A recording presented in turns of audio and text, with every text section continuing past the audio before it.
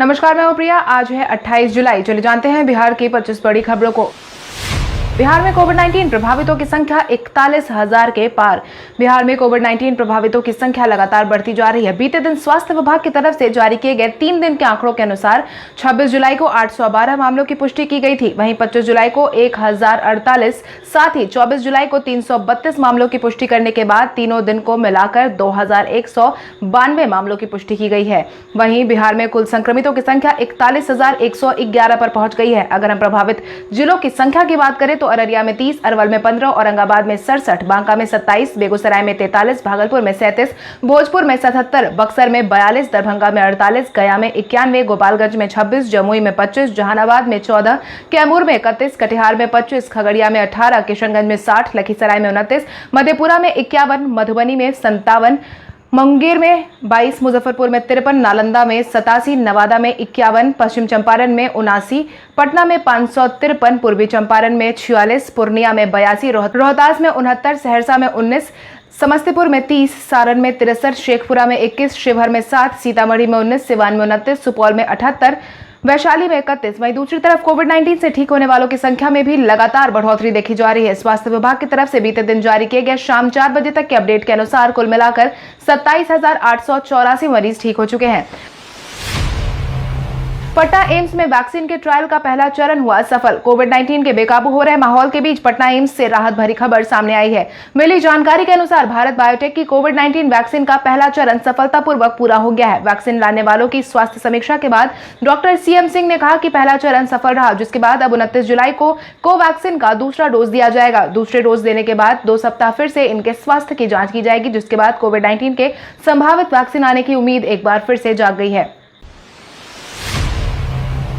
31 जुलाई को नितिन गडकरी करेंगे गांधी सेतु का उद्घाटन। बिहार के लोगों के लिए कोविड-19 के इस माहौल के बीच बड़ी खुशखबरी आई है। उत्तर बिहार और दक्षिण बिहार को एक सूत्र में बांधने वाला गांधी सेतु पुल बनकर तैयार हो गया है। महात्मा गांधी सेतु पश्चिमी लेन बनकर पूरी तरीके से तैयार कर दिया गया है और इस पुल पर 31 जुलाई से आम लोगों के परिचालन की सुविधा शुरू करवा दी जाएगी। हालांकि उसे पहले केंद्रीय परिवहन मंत्री नितिन गडकरी वीडियो कॉन्फ्रेंसिंग के माध्यम से 31 जुलाई को इसका उद्घाटन करने वाले हैं। आपको बता दें, इस पुल को बनाने में लगभग 700 करोड़ रुपए का खर्च आया है, जिसमें लगभग 3 साल का समय लगा है। मौसम विभाग ने बिहार के 16 जिलों में बारिश की जताई संभावना। बाढ़ से परेशान चल रहे बिहार के कई जिलों के लिए मौसम विभाग की तरफ से जारी किए गए पूर्वानुमान चिंताजनक हो सकते हैं। मौसम विभाग की तरफ से मिली जानकारी के अनुसार बिहार के 16 जिलों के लिए बारिश की संभावना जताई गई है। मौसम विभाग ने साफ तौर पर कहा है कि आने वाले दिनों में बिहार के औरंगाबाद, रोहतास, जहानाबाद, लखीसराय, पटना, पश्चिम चंपारण, पूर्वी चंपारण, गोपालगंज, बेगूसराय, मुंगेर, खगड़िया, नवादा, नालंदा, गया, बक्सर में हल्की से मध्यम दर्जे की बारिश होने की संभावना है। बिहार में 12वीं पास के लिए निकाली गई रिक्तियां। 12वीं पास अभ्यर्थियों के लिए बिहार सरकार ने आवेदनों की मांग की है। मिली जानकारी के अनुसार बिहार में केंद्रीय चयन परिषद ने फॉरेस्ट यानी कि वनपाल के पद पर 236 वैकेंसी निकाली है। इन पदों के लिए 10 सितंबर 2020 तक ऑनलाइन आवेदन की मांग की गई है। इन पदों पर चयन की बात करें तो अभ्यर्थियों का चयन लिखित परीक्षा एवं शारीरिक दक्षता के परिणाम स्वरूप लिया जाएगा। इसके लिए इच्छुक और योग्य उम्मीदवार www.csbc.bih.nic.in पर जाकर आवेदन भर सकते हैं। साथ ही इन पदों से जुड़ी तमाम जानकारी भी ले सकते हैं। बिहार कृषि विश्वविद्यालय तैयार करेगा प्रतिरोधक क्षमता बढ़ाने वाला एनर्जी ड्रिंक। कोविड-19 के इस माहौल में सभी लोगों से प्रतिरोधक क्षमता बढ़ाने की अपील की गई है। वहीं इसी को ध्यान में रखते हुए बिहार के भागलपुर में बिहार कृषि विश्वविद्यालय सबौर में प्रतिरोधक क्षमता बढ़ाने वाले एनर्जी ड्रिंक तैयार किए जाने का ऐलान किया गया है। इसके लिए अपने भागलपुर की कंपनी से समझौता किया गया है। कंपनी पर पदार्थ के रूप में तुलसी एलोवेरा सस्ती दरों पर इम्यूनिटी बूस्टर तैयार करने वाली है, जिसे पीने से प्रतिरोधक क्षमता भी विकसित होगी।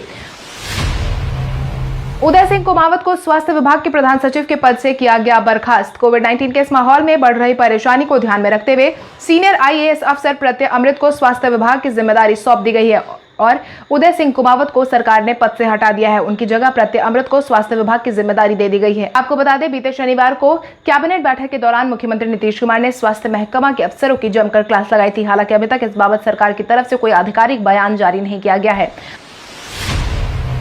मोती की खेती करने वालों की प्रधानमंत्री नरेंद्र मोदी ने की तारीफ। बिहार के बेगूसराय जिले के तेतरी निवासी जयशंकर सिंह ने नामुमकिन को भी मुमकिन कर दिखाया है। इन्होंने सीप पालन से उत्कृष्ट किस्म की मोती तैयार कर ग्रामीण कुटीर उद्योग को एक नई दिशा दी है। यही वजह है कि प्रधानमंत्री नरेंद्र मोदी ने भी उनकी तारीफ की है। प्रधानमंत्री नरेंद्र मोदी द्वारा किया गया मन की बात कार्यक्रम में मोती की खेती का जिक्र आने के बाद जयशंकर सिंह के हौसले की उड़ान की चर्चा की गई थी, जिसके बाद एक बार फिर से जयशंकर सिंह ने अपने उद्योग को आगे बढ़ाने की हिम्मत दिखाई है, जिसके बाद एक बार फिर से तेतरी गांव देश में चर्चा का विषय बना हुआ है। लैब टेक्नीशियन ने सड़कों पर उतरने की कही बात। कोविड-19 के इस माहौल के बीच अस्पताल से लेकर शासन प्रशासन तक की परेशानी काफी ज्यादा बढ़ चुकी है। वहीं इसी बीच लैब टेक्नीशियन ने सड़कों पर उतरने की बात कही है, क्योंकि लैब टेक्नीशियन कोविड-19 की जांच करते आ रहे हैं और लगातार इसकी चपेट में आते देखे जा रहे हैं। मिली जानकारी के अनुसार राज्य के 678 लैब टेक्नीशियन ने संविदा पर 10 साल से अस्पतालों में कार्यरत है। उन्होंने कहा है कि BSSC के द्वारा किए गए काउंसलिंग के 5 साल बाद भी अब तक सेवा स्थायी नहीं हो सकी है। स्थायी करने की मांग को लेकर कि अब वो सड़कों पर उतरने की तैयारी कर रहे हैं।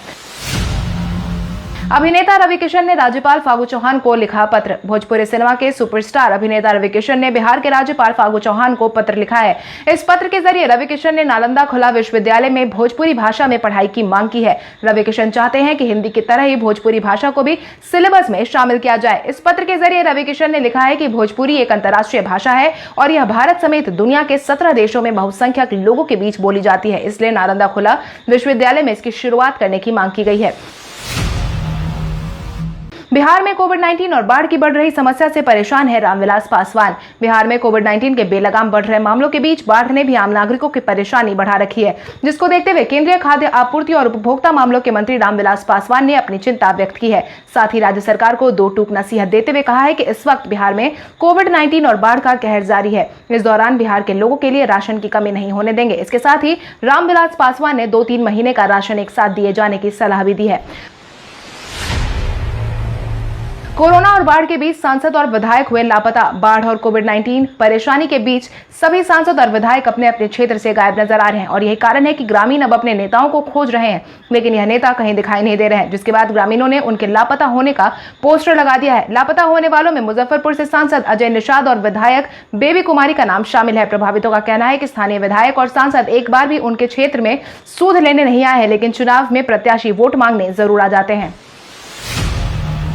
आज बिहारी पहचान में हम बात करेंगे शिल्पा शुक्ला की। चक दे इंडिकेट पानी हजारों ख्वाहिशें ऐसी जैसे फिल्मों से काम करके घर घर पहचान बनाने वाली शिल्पा शुक्ला का जन्म बिहार के वैशाली जिले में हुआ था। शिल्पा शुक्ला ने अपने एक्टिंग करियर की शुरुआत थिएटर में काम करके की थी, जहां पर उन्होंने थिएटर आर्टिस्ट के रूप में M.K. रॉय, गोविंद देशपांडे, अरविंद कुमार, महेश दत्तानी और गिरीश के साथ मिलकर कई सारे काम किए थे। वहीं उन्होंने पाकिस्तानी फिल्म खामोशी पानी में साल 2003 में काम करके अपने फिल्मी करियर की शुरुआत की थी, जिसके बाद शिल्पा ने हजारों ख्वाहिशें ऐसी, चक दे इंडिया जैसी फिल्मों में काम करके खूब सारी लोकप्रियता बटोरी है। उप मुख्यमंत्री सुशील कुमार मोदी ने गोपालगंज और पूर्वी चंपारण के डीएम को दिए जरूरी निर्देश। गोपालगंज, पूर्वी चंपारण के कई इलाके बाढ़ की चपेट में आ चुके हैं। इन दोनों जिलों के कई गांव पूरी तरीके से जलमग्न नजर आ रहे हैं। इन जिलों में बाढ़ राहत कार्य सही ढंग से नहीं होने को लेकर लोगों की नाराजगी भी समय समय पर देखने को मिलती है। इसी को ध्यान में रखते हुए उप मुख्यमंत्री सुशील कुमार मोदी ने दोनों जिलों के जिलाधिकारियों से मोबाइल पर बातचीत कर वहां पर बाढ़ प्रभावितों के मदद के लिए सामुदायिक किचन शुरू करने और नाव की संख्या बढ़ाने, पर्याप्त मात्रा में सूखा राशन और पॉलिथीन शीट के वितरण का निर्देश दिया है। बिहार में 7 IAS अधिकारियों को सौंपी गई नई जिम्मेदारी। बिहार में 7 IAS अधिकारियों का तबादला कर दिया गया है, जिसके तहत सुधीर कुमार को अगले आदेश तक मुख्य परामर्शी बिहार राज्य योजना परिषद के पद पर पदस्थापित कर दिया गया है। वहीं उदय सिंह कुमावत को बिहार राज्य योजना परिषद पटना के पद पर, प्रत्यय अमृत को स्वास्थ्य विभाग के प्रधान सचिव के पद पर, वीर कुमार सिंह को प्रधान सचिव श्रम संसाधन विभाग बिहार के पद पर, अरुण कुमार सिंह को महानिदेशक बिहार लोक प्रशासन एवं ग्रामीण विकास संस्थान के पद पर, सिद्धार्थ को प्रधान सचिव उद्योग विभाग बिहार के पद पर और राजीव हंस को सचिव ऊर्जा विभाग बिहार पटना के पद पर पदस्थापित कर दिया गया है। बिहार सैन्य पुलिस के 12वीं बटालियन हेडक्वार्टर के 22 जवान मिले कोविड-19 पॉजिटिव। आम नागरिकों के साथ साथ सुरक्षाकर्मी भी बड़ी तेजी से कोविड-19 की चपेट में आ रहे हैं। बिहार के सुपौल जिले में इंडो नेपाल बॉर्डर स्थित भीमनगर में तैनात बिहार सैन्य पुलिस के 12वीं बटालियन में कोविड-19 ने दस्तक दे दी है, जिसके तहत BMP के 22 जवान की रिपोर्ट पॉजिटिव आई है। सभी जवान इंडो नेपाल सीमा स्थित भीमनगर के 12वीं बटालियन के कैंप से जुड़े हुए हैं, जिसकी जानकारी बसंतपुर PHC के प्रभारी डॉक्टर अर्जुन प्रसाद ने दी है और बताया है कि संपर्क में आए अन्य जवान की सैंपलिंग ली जा रही है। कृषि मंत्री प्रेम कुमार ने बाढ़ में बर्बाद हुई फसल की भरपाई करने का किया ऐलान। बाढ़ के कारण बर्बाद हुई फसलों की भरपाई करने का ऐलान कृषि मंत्री डॉक्टर प्रेम कुमार ने किया है, जिसके तहत उन्होंने किसानों को फसल, सब्जी व फल नुकसान के नियमानुसार इनपुट अनुदान दिए जाने का फैसला सुनाया है। कृषि मंत्री ने मुख्यालय के कृषि अधिकारियों के साथ बाढ़ से फसल नुकसान मामले पर वीडियो कॉन्फ्रेंसिंग से समीक्षा की है। इसी दौरान उन्होंने क्षेत्रीय और जिला कृषि पदाधिकारियों के साथ समीक्षा करके भरपाई करने का फैसला सुनाया है। उत्तर बिहार में गोपालगंज से कटिहार तक बाढ़ और ज्यादा बढ़ाएगी परेशानी। कोविड-19, आकाशीय बिजली के बीच बाढ़ ने बिहार के कई जिलों की परेशानी बढ़ा रखी है। नेपाल में भारतीय मौसम विज्ञान विभाग की तरफ से जारी किए गए पूर्वानुमान के अनुसार गोपालगंज और उत्तर बिहार की परेशानियां खत्म होने वाली नहीं है। मिली जानकारी के अनुसार 1 अगस्त तक उत्तर बिहार और नेपाल के जलग्रहण क्षेत्र में भारी बारिश की संभावना जताई गई है। उत्तर बिहार में पहले से ही 15 जिलों के 24 स्थानों पर 7 नदियां लाल निशान के ऊपर बह रही थी। ऐसे में यदि नेपाल में अगर और ज्यादा बारिश हुई तो उत्तर बिहार और गोपालगंज से लेकर कटिहार तक की परेशानी और ज्यादा बढ़ जाएगी। सरकारी सेवक के जाने पर परिजनों को रिटायरमेंट तक दिया जाएगा पूरा वेतन, जिसकी जानकारी सचिव सूचना एवं जनसंपर्क अनुपम कुमार ने दी है, जिसके तहत उन्होंने बताया है कि सरकार ने यह निर्णय लिया है कि कोविड-19 संक्रमण के कारण अगर किसी सरकारी सेवक की जान जाती है तो उसके परिजन अनुकंपा का लाभ नहीं लेना चाहते हैं तो उनके रिटायरमेंट की तारीख तक उनके परिवार को पूरा वेतन दिया जाएगा, जिसे विशेष पारिवारिक पेंशन भी कहा जाएगा और उसके बाद पारिवारिक पेंशन भी मिलेगा। इतना ही नहीं, उन्होंने आगे यह भी कहा है कि सरकार की तरफ से हर संभव मदद की जाएगी। 3 अगस्त तक निचली अदालत को किया जाएगा बंद। बिहार में कोविड-19 के तेजी से बढ़ रहे संक्रमण में सुरक्षा के मद्देनजर 14 जुलाई से बंद सभी निचली अदालत 1 सप्ताह और बंद करने का फैसला सुनाया गया है। उच्च न्यायालय के जारी निर्देश के आलोक में भारत के जिला एवं सत्र न्यायाधीश रुद्र प्रकाश ने पत्र जारी कर उच्च न्यायालय ने पहले ही 14 जुलाई से 20 जुलाई तक निचली अदालत को बंद रखने का आदेश जारी कर दिया था, जिसे 27 जुलाई तक के लिए बढ़ा दिया गया था। इसके बाद अब 1 सप्ताह के लिए और बढ़ा दिए जाने का फैसला सुनाया गया है, जिसके परिणाम स्वरूप उच्च न्यायालय के आदेश से बिहार की सभी निचली अदालतों में केवल रिमांड और रिलीज का कार्य ऑनलाइन किया जा रहा है। चिराग पासवान ने लोजपा नेताओं की बुलाई वर्चुअल मीटिंग। लोजपा प्रमुख चिराग पासवान लगातार विधानसभा चुनाव को ध्यान में रखते हुए तैयारियों का पूरा करने में लगे हुए हैं। लोजपा अध्यक्ष चिराग पासवान ने इसके लिए 28 जुलाई को अपनी पार्टी के नेताओं की अहम बैठक बुलाई है, जो कि आज दोपहर 2 बजे के आसपास आयोजित करवाई जाएगी। चिराग पासवान पार्टी के सभी प्रकोष्ठ के राष्ट्रीय अध्यक्ष, राष्ट्रीय प्रवक्ता समेत सभी अधिकारियों के साथ वर्चुअल मीटिंग करने वाले हैं। माना जा रहा है कि चिराग पासवान बिहार की मौजूदा स्थिति पर पार्टी के नेताओं के साथ चर्चा करेंगे। साथ ही आगामी विधानसभा चुनाव को लेकर भी नेताओं के साथ समीक्षा की जा रही है। आईसीएमआर ने राज्य सरकार से आरटी-पीसीआर टेस्ट और रैपिड एंटीजन की क्रॉस चेकिंग करने की मांग। बिहार सरकार के लगातार कोविड-19 की जांच में कमी होने की वजह से आलोचना की जा रही थी, लेकिन राज्य में इस किट की मदद से अनुमंडल स्तर से लेकर प्राथमिक स्वास्थ्य केंद्र तक के जांच शुरू करवा दिए गए हैं और इसके परिणाम भी अब सामने आने लगे हैं। हर दिन मरीजों की संख्या में 2-2.5 हजार की बढ़ोतरी देखने को मिल रही है। वहीं आईसीएमआर के निर्देश के अनुसार आरटी-पीसीआर से रैपिड एंटीजन टेस्ट किट से किए जा रहे जांच की रिपोर्टिंग को क्रॉस चेकिंग करने का भी आदेश जारी किया गया है, लेकिन बिहार में अभी क्रॉस चेकिंग नहीं हो रही है। इस कारण से कोविड-19 संक्रमण की चेन की जानकारी पूरी तरीके से सामने नहीं आ रही है। आरसीपी सिंह ने एक बार फिर से चुनावी मैदान में मुख्यमंत्री नीतीश कुमार के नेतृत्व में उतरने की कही बात। जदयू के विधानसभावार वर्चुअल सम्मेलन के 10वें दिन जदयू नेता आरसीपी सिंह ने अपने संबोधन के दौरान एपीजे अब्दुल कलाम को उनकी पुण्यतिथि पर याद किया। साथ ही कहा कि बिहार का पुराना गौरव लौटाने के मुख्यमंत्री नीतीश कुमार की सोच को डॉक्टर कलाम ने बहुत ज्यादा बल दिया था। उन्होंने आगे कहा कि नीतीश कुमार से पहले की सरकार के बिहार के विकास को लेकर ना कोई सोच थी और ना कोई कार्यक्रम था। इतना ही नहीं, उन्होंने यह भी कहा कि एक बार फिर से चुनावी मैदान में मुख्यमंत्री नीतीश कुमार के नेतृत्व में ही उतरने वाले हैं। पाकिस्तान के तेज गेंदबाज जुनैद खान ने विराट कोहली को बताया सर्वश्रेष्ठ बल्लेबाज। पाकिस्तान के बाएं हाथ के तेज गेंदबाज जुनैद खान ने भारतीय कप्तान विराट कोहली की खूब तारीफ की है, जिसके तहत उन्होंने विराट कोहली को सभी प्रारूपों में विश्व का सर्वश्रेष्ठ बल्लेबाज बताया है। जुनैद ने मीडिया हाउस से बातचीत के दौरान बताया कि कोहली की निरंतरता उन्हें Babar Azam, Steve Smith, Kane Williamson से काफी ज्यादा आगे रखती है। इनमें कोई शक नहीं है कि कोहली तीनों प्रारूपों में सर्वश्रेष्ठ बल्लेबाज है। अगर आप किसी से पूछेंगे तो वो कहेंगे कि Babar Azam, Kane Williamson, Steve Smith इस समय विश्व में सर्वश्रेष्ठ है, लेकिन इन सभी के ऊपर कोहली है, क्योंकि वो तीनों प्रारूपों में ही शानदार है।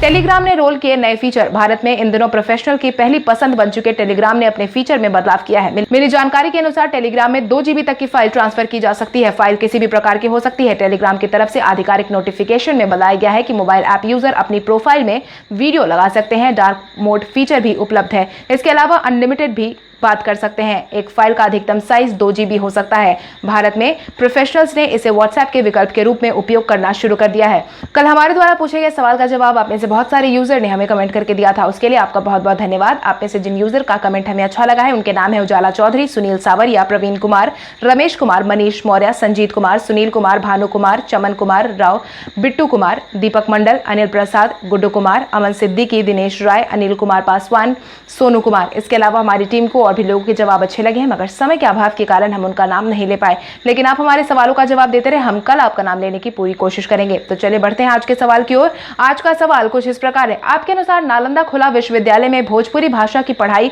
करवाए जाने के रवि किशन के मांग पर सरकार को कदम उठाना चाहिए या नहीं? अपने जवाब हमें कमेंट करके जरूर बताएं। इसके साथ ही आज के लिए बस इतना ही। अगर आप ये वीडियो हमारा यूट्यूब पर देख रहे हैं तो हमारे चैनल को सब्सक्राइब करें और बेल आइकॉन दबाना ना भूलें, और अगर आप ये वीडियो हमारा फेसबुक पर देख रहे हैं तो इस वीडियो को लाइक करें और ज्यादा से ज्यादा शेयर करें। धन्यवाद।